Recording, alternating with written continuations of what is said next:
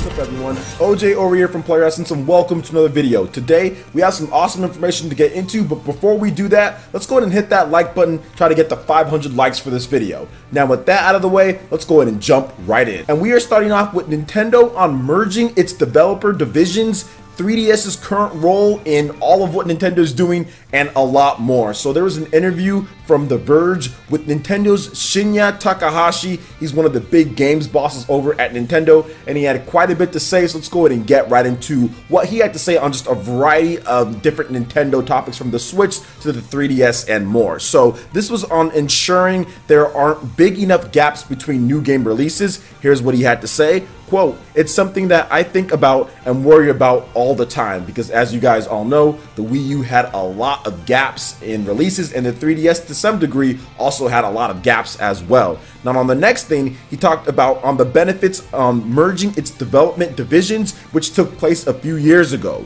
Nintendo can be more flexible with how it uses its developers. We think very carefully about how we can assign people to projects in development and what number we can assign, what we can have them working on. And that's something we always think about very closely in regards to how we ensure we have a steady release of high quality titles.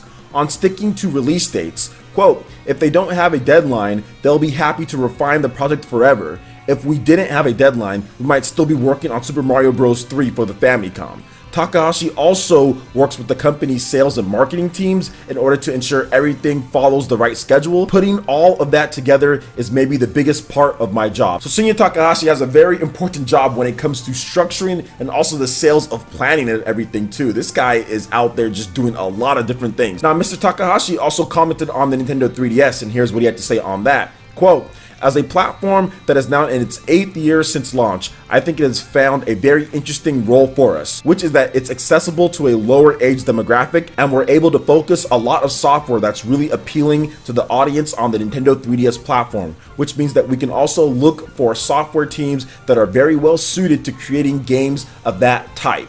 Now, on having platform knowledge in one place not only benefits the games Nintendo makes, but also its ability to help outside partners. Quote, "All of the systems that we create internally to improve the development environment are things that we've been able to share. It becomes an investment, not just in one title." So Nintendo is doing quite a number of things when it comes to the 3DS, when it comes to the Switch, how they're putting their development teams. But I do want to say one thing in here in terms of their development teams and what they're putting on the Nintendo 3DS compared to the Switch, which there are still people who think that Nintendo devotes a lot of time and resources to the 3DS, which they don't. If you look at all of their different development teams, all the development teams in Japan are all working on Switch titles. When it comes to like the Mario Kart team, Legend of Zelda team, all of them are working on Switch games. Even if you go to Monolith Soft or Intelligent Systems, they're all working on Switch games. Retro Studios here in America probably working on a Switch game. Next Level Games is probably working on a Switch game. So pretty much everything that they've done when it comes to their internal studios are all Switch games. And they do have outside developers that help out, like Grezzo or Monster Games, that could also lend a hand when it comes to 3DS titles, but it's not like they're forking out a bunch of people in order to put them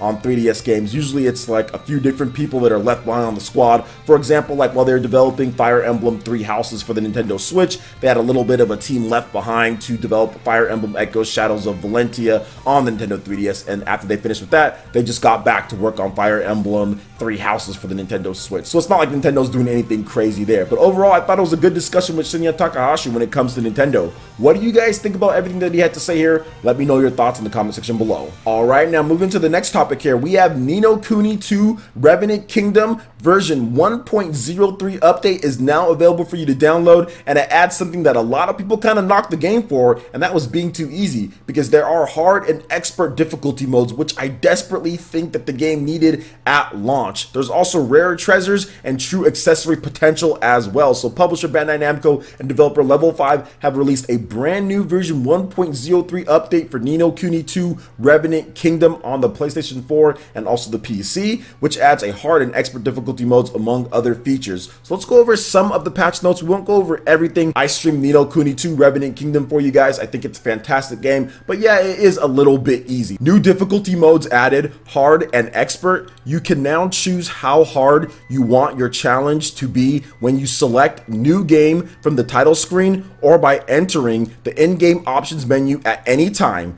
3 difficulty levels are available: normal, hard, and expert. The higher the setting, the harder the battles will be, but this will be offset by rare treasures from monsters. From the chests in the faraway forests and the certain other places, you'll be able to access the true potential of accessories, with monsters occasionally dropping ones with 2 skills. This also won't affect any that you already have. The maximum quality level of equipment drops expanded in hard or higher. Chances of rare item drops increase in hard or higher. New equipment skills added as well. Rare accessories with second skill slots added. Various game balance issues and minor bugs have also been squashed. A bug that allowed the airship to land in places where it should not be able to land has been fixed. Also, the Steam version only for this one, a bug that made the player unable to control the camera at specific screen resolutions, has also been fixed as well. So Ni no Kuni 2 Revenant Kingdom is available now for the PC and the PlayStation 4. And like I said, it is a fantastic game. I had a ton of fun playing it back when I was streaming it for you guys. I did do a review fail because I thought I'd be able to have time to review and everything, but I just didn't. So I just streamed it and then I gave away that gift card because I wasn't able to do it. But if you have not picked it up yet, there are deals and sales. I think it's even in the Steam summer sales. Might be able to get it for like 35 bucks or something like that on PC,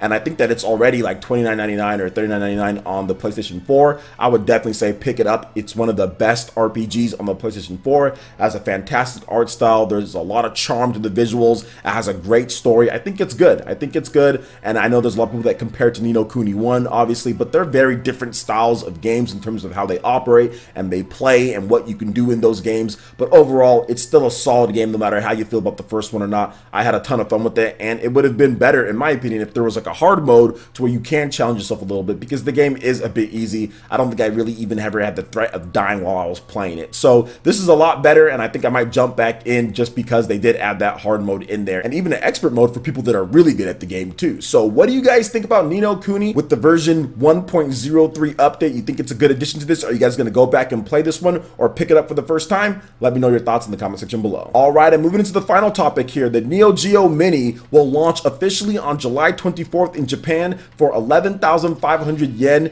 SNK has announced. Now, pre-orders are available on Amazon Japan and the SNK online shop for you to pick up. Bundles include the Neo Geo Mini pad controllers, and more are also available if you want them there. Now, as previously announced, the Japanese edition of the Neo Geo Mini will include 40 titles, and I will go over a couple of them here. You have Aggressors of Dark Combat, Alpha Mission 2, Art of Fighting, Blazing Star, Burning Fight, Cyber Up, Fatal Fury Special, Garou Mark of the Worlds, King of Monsters 2, Metal Slug 1 through 3, Ninja Commando, Puzzled, Real Bout Fatal Fury 2, Real Bout Fatal Fury, Samurai Showdown, and a bunch of the other Samurai Showdown games. You have King of Fighters 94 through 2003, Last Blade 2, Top Hunter, Twinkle Star Sprites, World Heroes Perfect as well. So there's some other games too that I didn't mention, but there are a ton of different titles for people to pick through and play with that arcade style controls, the little arcade board that they have there, which is pretty cool if you're an old school fan of the Neo Geo back in the day. Now, just to let you guys know, the Neo Geo International, which is due out, of course, the West and other areas,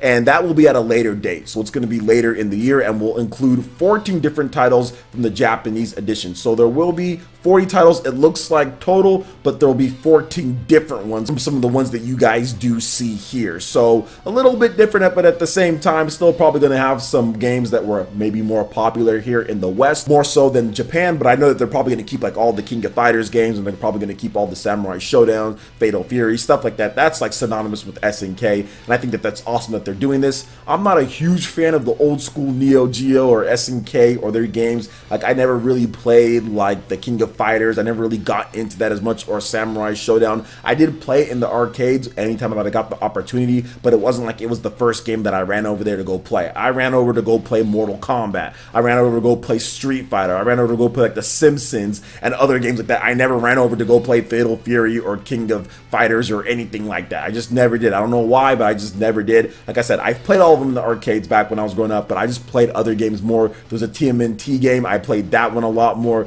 There was just other stuff that I'd rather play like beat 'em ups and like the shooting games like Time Crisis and stuff like that. And whenever I did play the fighting games, it was always Mortal Kombat or Street Fighter or something like that in the arcades, or even like the Primal Rage or something like that. I don't remember I played that one in the arcades and stuff like that because it looked crazy. So yeah, that's just kind of what I did, but at the same time, I still think this is cool. I wanted to make sure that people did know about it because I know a lot of you guys are old school Neo Geo fans and have been picking up like those old school Neo Geo games that are on the Nintendo Switch, the arcade archives and stuff like that. And a lot of you guys also pick up the old school arcade archives and other stuff like that. So I know I have a lot of fans that are into that type of stuff. So I decided that, hey, you know, let's talk about it. Why not? Because I know a lot of you guys are probably going to go out there and pick up this Neo Geo Mini once it does launch worldwide, or heck, even if you're in Japan, you can pick it up July 24th with those pre-orders and everything. So what do you guys think about all this stuff we talked about when it comes to the Neo Geo Mini, to No Kuni getting a nice update that adds some challenge to the mix, and also Nintendo and what Shinya Takahashi had to say? Let me know your thoughts in the comment section below. Alright, Ninja, that wraps it up for this video here. Go ahead and check out the links in the description below. We got Facebook and Twitter. Go ahead and give us a like and a follow on our social media. Really helps us spread the content of Player Essence across the internet in addition to YouTube.